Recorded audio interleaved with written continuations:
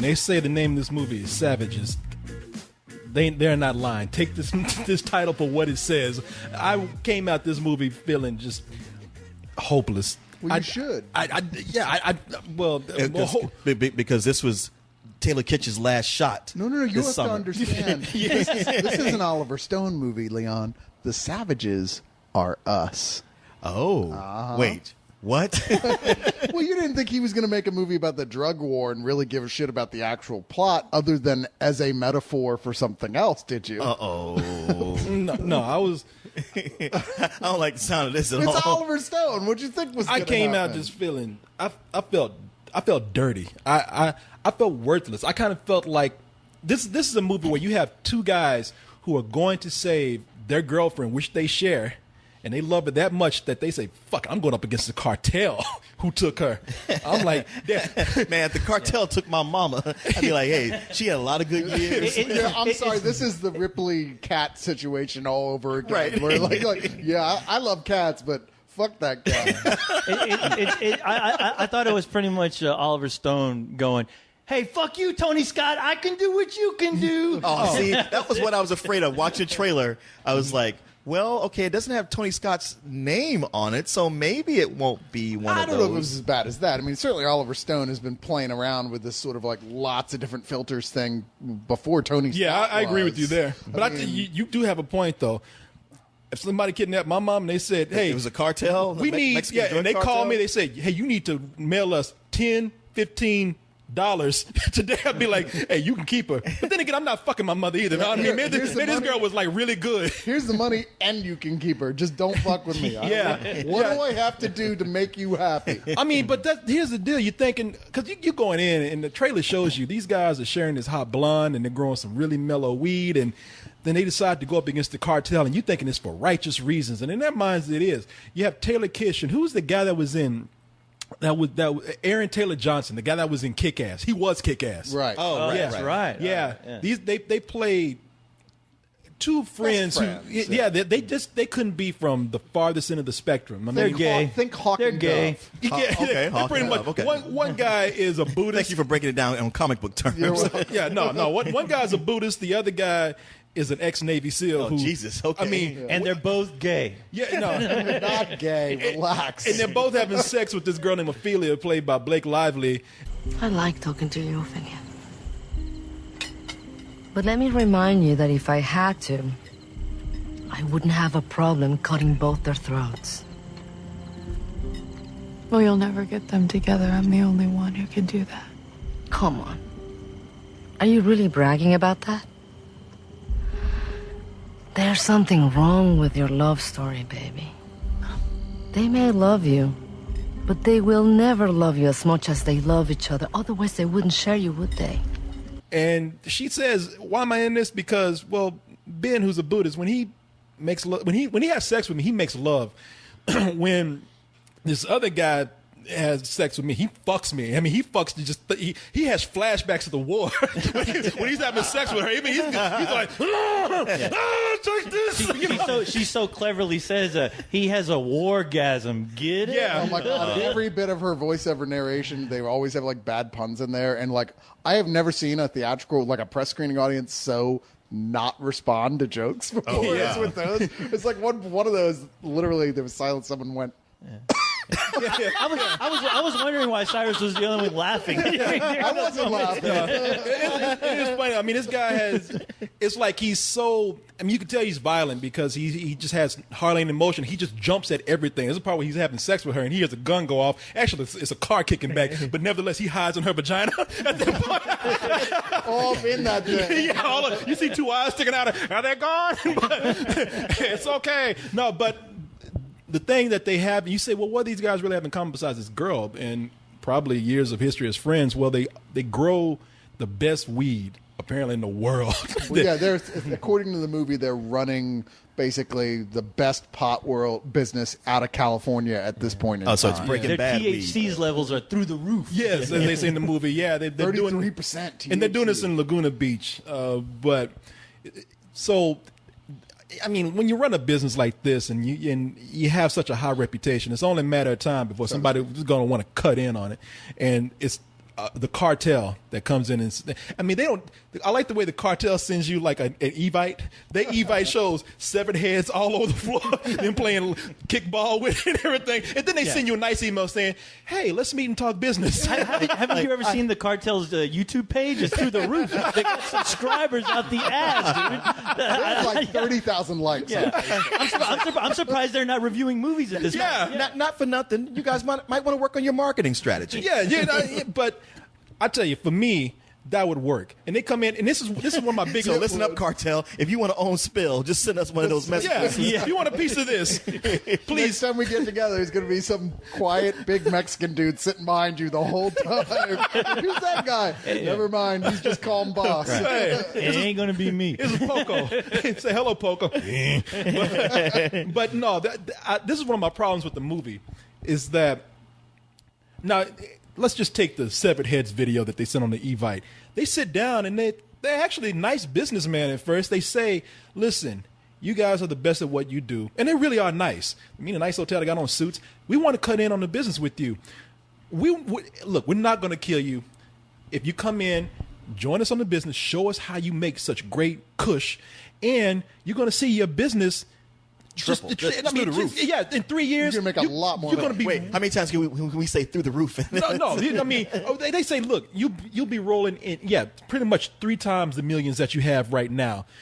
It really doesn't seem like a bad proposition at all. The thing, though, is that the Taylor Kitsch character, who's seen a lot of warfare, who's familiar with the ugly underbelly of crime already, supposedly, because he's been the enforcer of the two guys while they built up this business, is like, no, dude, they are not going to keep the word on this. These guys are going to fuck us. There's no good side to this. Don't believe anything they say. And to be fair, he's probably right. Yeah. See, that's what He is right. He's yeah, not you know what, probably. co-host? I'm gonna let you go real quick because I just want to say one of the things that it's an ugly movie, and what I can give it credit for, it really has me at odds because Taylor Kitsch, I mean, he's so cold because he's seen a lot, and you get mad because they resort to the same level of violence as the cartels, and you see the good guys doing those ugly things, and it takes away that whole feeling of a revenge fantasy, like cheering the good guys on. Yeah. I mean, you think to yourself, man, if I was in a revenge fantasy, I could never probably carry it out because I couldn't sink to the levels that these guys do. And you have to think to yourself, man, but at the same time, they're doing this violence to these people who have probably done worse. And just because I haven't seen them do it doesn't mean that maybe they don't deserve it. I was really at emotional odds with this movie. I was fucked up when I walked out of it. Because Oliver Stone has forgotten to be a regular storyteller anymore, and now he just wants to tell his other story, which is the overlying thing. And there was a point about halfway through this film when I had already kind of given up on it. I was like, man, I just don't. None of these guys, they're not very likable. It's not very believable. It's full of like stylish flourishes that are just kind of yawn-inducing at this point in time, like nothing new. When I suddenly went, oh wait, I totally see what he's doing here. And I'm not saying that it's a good thing, but I started to have fun with it only in the context of trying to figure out who each character in the film represented to Oliver Stone in the context of talking about the drug war, which is really what his intent is with this film. It I seemed want like to come back to that, but yeah, go. Well, it seemed like a tamer version of, let's say, a Natural Born Killers, which I guess he was trying. It seemed like he was trying to give you characters that you probably wouldn't like. I mean, you still, despite the fact that they're a bunch of, you got one hippie and you got the Punisher working together. I mean, they really had to like sell to you like, why should you even care about these guys? Yeah. Why should you give two shits about their devil's threesome that all they do is they're taking baths every day, they're living like stoners with a shitload of money. So I mean, I was trying to find, okay, at what point do I really want to care about what's going on here to begin with? I'm like, they all done something stupid to the fact that yeah, shit's gonna happen when you're fucking with the cartel. No duh. But my biggest problem though with this movie is that it's being told from the perspective of a pothead, and watching the movie, I felt like a pothead was telling me a story. And sometimes with potheads, their story goes on and on and on when you ask, so what's the point of this?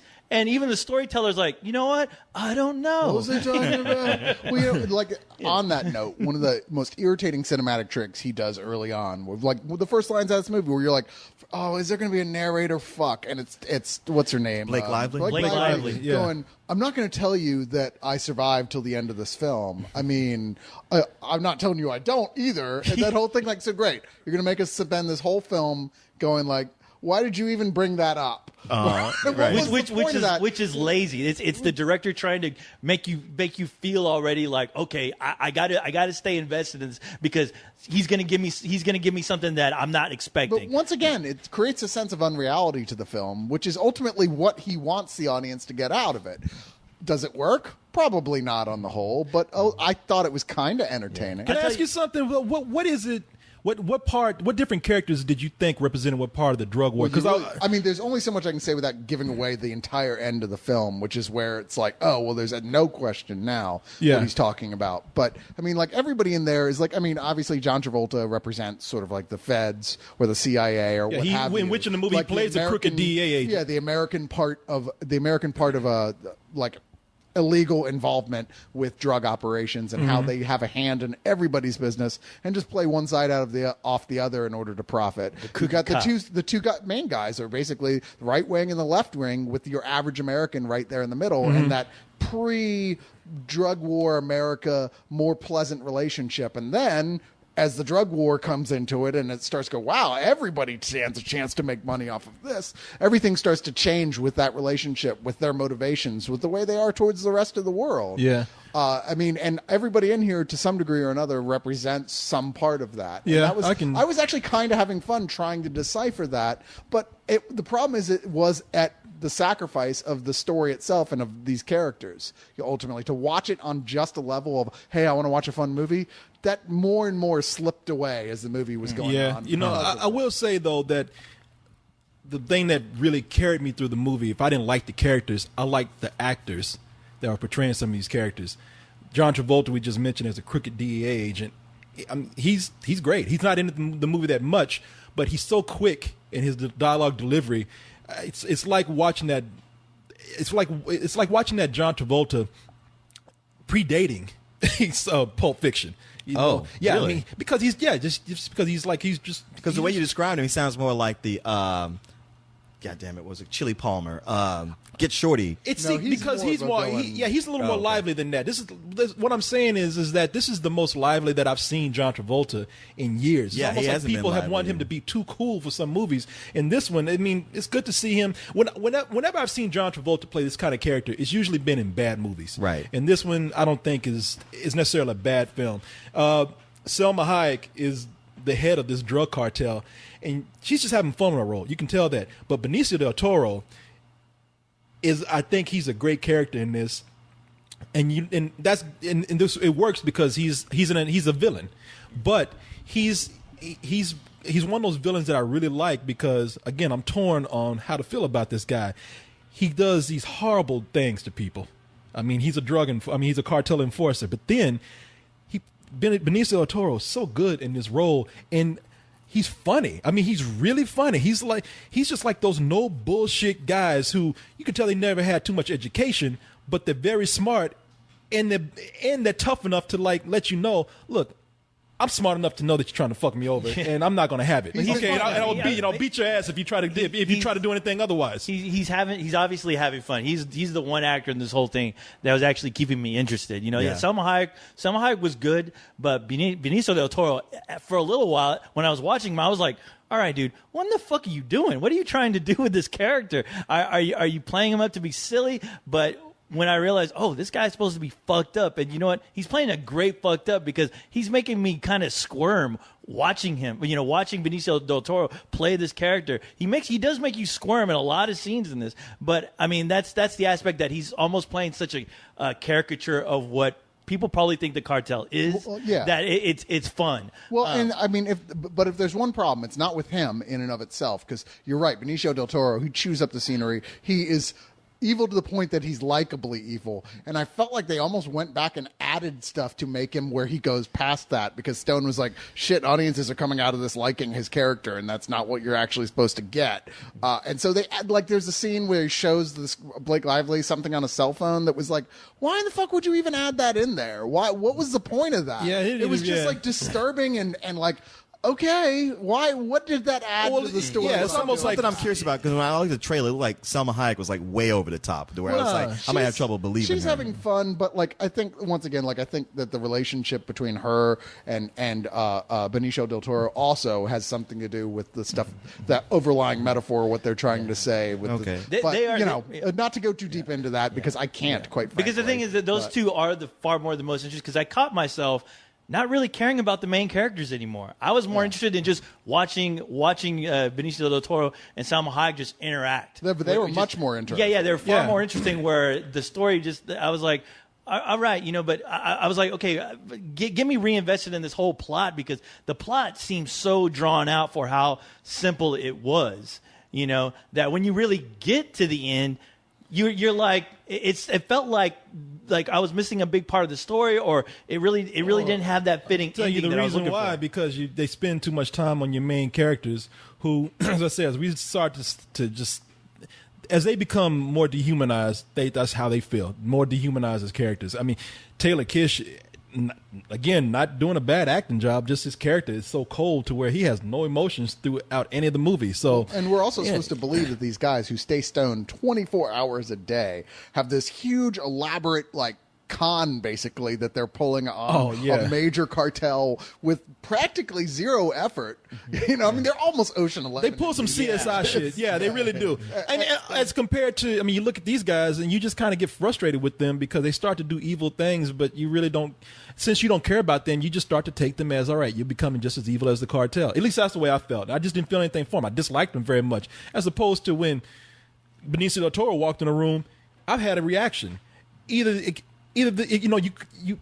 would come in and you start to like hold your breath, because like, oh shit, is he going to cut somebody, shoot somebody? And then he makes a joke. You're like, oh shit, and even then you're just kind of like, it's that threat though. I think that's the problem we have with the main characters, is like, they really don't know how serious of a threat this is to them, their well-being, just for them doing what they do. Because the moment that they had that scene where they're watching on their computer, like, you see about 10 guys in a room that got their heads decapitated by a chainsaw, their reaction to it is just kind of like, okay, I'm not worried about that. Why should I be worried? Yeah, well, actually, Taylor Kitsch had that look that he's beginning to have in every movie.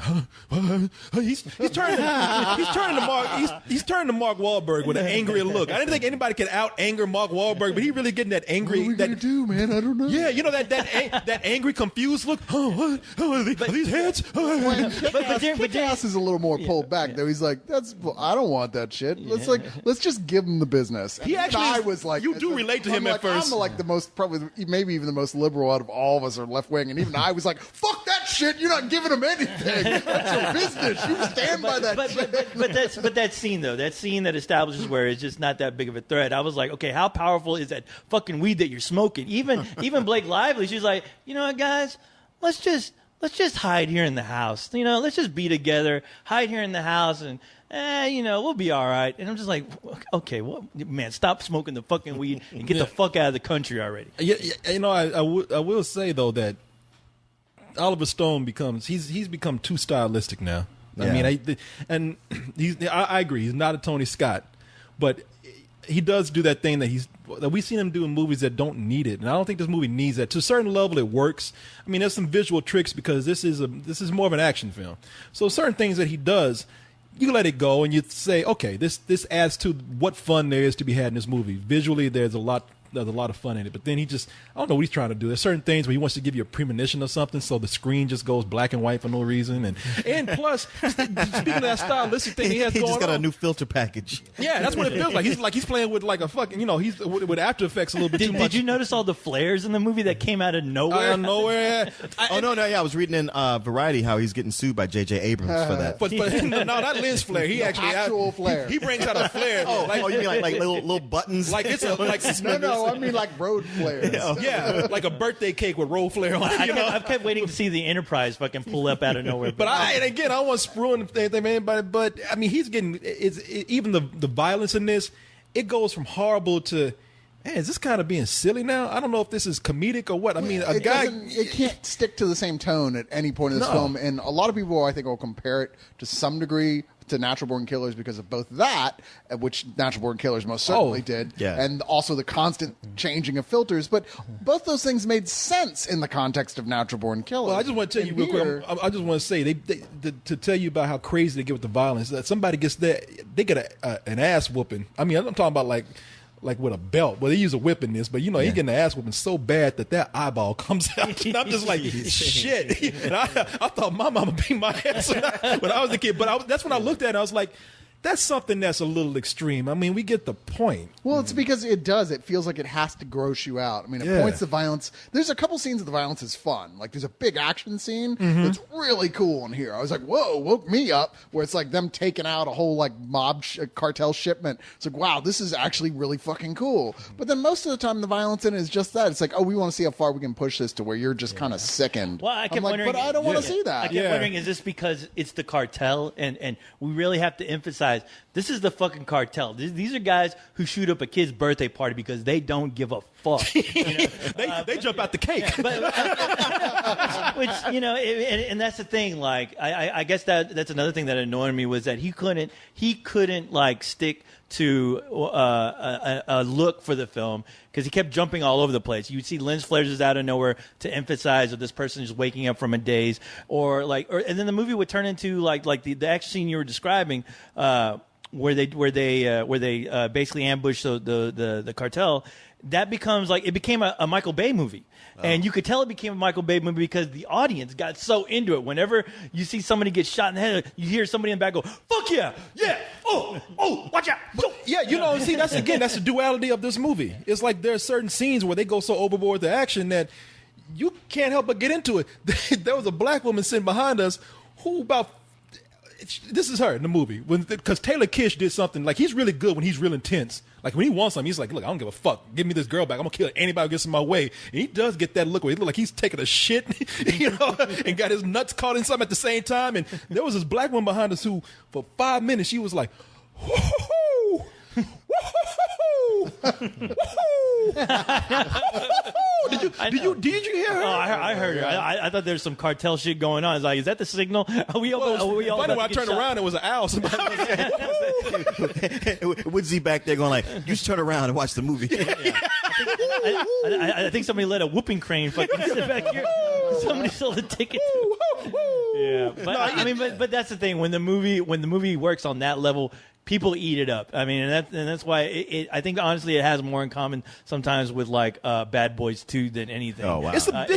You know, you're right. It does feel like a combination between a Michael Bay movie, a Tony Scott film, and an Oliver Stone film. Back when he did, I mean, look, all had a baby. If they all got together and if they fucked each other like these three characters are fucking, and got into the most violent fucking orgy that you ever saw. If they got together and did a human centipede, Blake Lively is Oliver Stone, Taylor Kitsch is Tony Scott, and the other guy is. If you sold Oliver Stone's lips to Tony Scott's asshole, and then tied Tony Scott's asshole to Michael Bay's, to Tony Scott's lips, that's what you would get. No, listen, I'm going to get my rating here. It's one of those movies where I still can't decide on how I feel about it because it did make me feel so disgusting with the level of violence of this. But like I said, it's called Savages for a reason. And I have to warn you, they say Savages about 5 times in this movie where it's almost like you're supposed to stop and clap. They're like, because even near the end of the movie, Blake Lively is like, the definition of savages is, I mean, really, you gonna give me the definition of the movie after I saw people cutting each other's heads off and shooting each other to death and doing all kind of gross ass shit? Yeah, they must have had a hard time trying to think of a name for this movie. Yeah, that's all I thought. You know, we should call this Savages, but Blake Lively's pussy. That's even savage. I bites the guy's dick off in the movie. No, I don't do that. I thought you were gonna say that's sad when there's like I don't know how many sex scenes in here with Blake Lively without her getting naked. What? You see? You see both the guys. Bullshit. You see both of the guys. Perfectly round asses fuck the shit out of her, but what's not this, for a motel split porn? second. Yeah, oh man, you know what? It's not just Blake Lively. Almost every chick who has to have sex. Now, a girl can walk by with a breast hanging all out, a robe open, but if you're having sex, you have to have a gown or a flower dress on. And you can't even show any titties to your guy. I don't know. You can show a guy's eyeball hanging out. The fuck, America. It's like, what are we in Afghanistan? What In the fact, fuck? That's bullshit. when that guy's eyeball fell out, a titty popped out his eye socket. Wow, I get it here, but not in the sex scene. But no, it is a movie that I have to give credit for my feeling of confusion, because that feeling that I'm getting is because I do get it. I mean, I do get it when they say, at what point. We might even like say this is a metaphor, as you were saying, Cyrus, for the war on drugs. At what point do the lines get blurred? At what point are we all implemented and sinking to a certain level in this so-called war? Who's corrupted? Who's going to a certain amount of violence? Who's dying that's innocent in the middle of this? I think that was all conveyed pretty well here. It was just in this really schizophrenic, fucking crazy-ass kaleidoscope package. And the action in it, when it kicks in, it's cool. In the ending of this movie, for some people, they're going to call bullshit, but it was sort of a mindfuck to me, and I liked it. So I'm going to give this a low matinee. Got more things right than I thought it got wrong. But really, people, you have to realize what you get into. It is a bizarrely violent movie. It's not meant to make you feel good at all when you come out. Well, it's funny, like the first 40 minutes of this movie, I hated it. I was not into it. I could at tell. all. You got that face. Wait, was he checking his watch? Yes! Or yawning? To be fair, I didn't even. The first time I checked my watch, it was an hour and 20 minutes into the film. So no. I think we all dread that fucking watch. Yeah, dude, when we go to the movies now. he's gotten a handle on not going. Yeah, but instead, it's checking the watch. Yeah, I'm you- like, I tried to check the watch when I'm like, Yeah. it was this long into the movie before this finally happened. You substituted beer for the weed, and I actually, you know what? I think I prefer you on the. You guys can just not sit next to me if you want.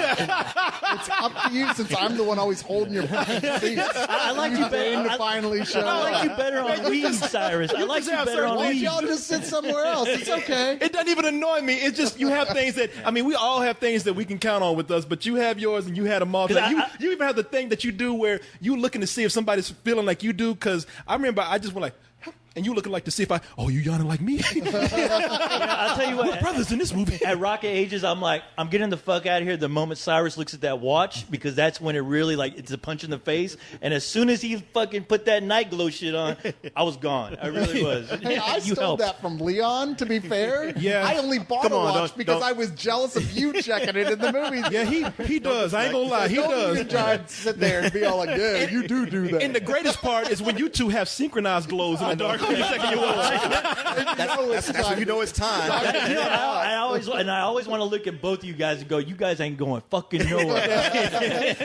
I'm sorry, Rock of Ages, you lost your privileges to do that. And, the thing is, like, ultimately, this did actually kind of win me back, even reconsidering the whole first 40 minutes or so. Once I said I kind of enjoyed, once I saw like what he was trying to do, I started actually having kind of fun with it, because I stopped caring as much about it as a regular narrative film and started looking at more of the other thing and what is Stone trying to say here. And wow, he's actually having a lot of fun saying it. I didn't feel like he was banging it over your head. He's trying to say, look, I want to say this, but I also want to make a movie with lots of shit blowing up and the sexy girls and lots of violence. And I thought that element probably could have been done a lot better than he did do it. But I mean, I had a good time with it more than I didn't, I guess, by the end. I mean, I laughed out loud.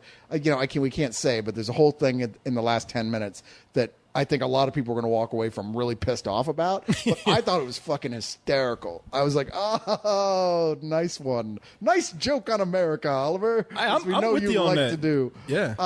But it's still, there's so much that's wrong with this, too, that just didn't work. I'm gonna go with you on a low matinee. I mean, I think that is ultimately what it is. Yeah. There's going to be people who are going to hate this movie to the point of being mad at us, though. But Oliver I'll tell Stone you does that. Are you that, serious? Oh, yeah. Because I honestly think they're gonna love it, as far as like on, like I said, a level of Bad Boys 2, where they're not gonna notice all the things that we're noticing about it. But man, I don't know. Like, it is one of those movies where I can give it points on the gratuitousness of the violence about it, where that keeps you locked in. It's like flipping through the TV. You don't care half the time, but when you see something like either cool or gross, you stop to watch. and you just go, oh wow, that was cool. But then as it goes on, you're like, all right, I don't care again. And that's kind of how it was for me. I'm like you, Corey. I think it's kind of schizophrenic in its way. But the one thing that I will give it credit for is the performances, even though they don't really amount to much. But the Del Toro would just he was chewing up the scenery, and I really miss that guy. Watching him tonight made me realize how much I miss this guy, like playing characters like that, doing what he does best. So yeah, I mean, and as far as like the violence of it, it's fun, it's stupid, but I can give it a pass, and I'm going to give it a matinee.